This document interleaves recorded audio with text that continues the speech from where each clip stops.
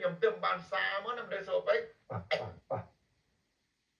យើងសរសើរតែគ្រុនបើជាទីបំផុតដឹងខ្លួនដឹងមុនងាប់ទៅកុំឲ្យអាក្រក់កាន់តែខ្លាំងទៅទៀត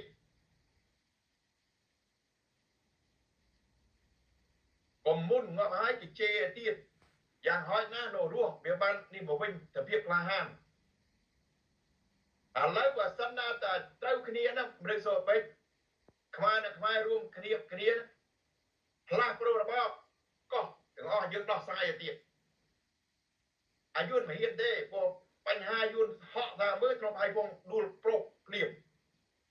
អរគុណរាប់រយលានដល់សល់ប្រហែលទេនិយាយនេះមិនមែនវត្តទេយើងចង់ញ៉ាំក្បាលនឹងអោភ្នាក់តទៀតអរគុណលោកប្រធានបាទតាមទីបាទប្រកបអាដាមធីមានភាសាមិញនៅក្នុងសារព័ត៌មានបាទកម្ពុជាថ្មី Daily បាទគេបាននិយាយថាព័ត៌មានទាន់ហេតុការណ៍ហ្នឹងគឺថាកម្ពុជាបាទម្លាយដកខ្លួនចេញពីកិច្ចសហប្រតិបត្តិការតំបន់អភិវឌ្ឍត្រីកោណស៊ី DTA នោះបាទអាដាមប្រធានត្រឹមត្រូវយើងមានមន្តរភាពប្រទេសសូបែកមន្តរភាពខ្លាំងជាទីបំផុតដោយសារបានភៀកខ្លួនយើងមិនមន្តរភាពឈាមខ្មែរវារស់ឡើងវិញ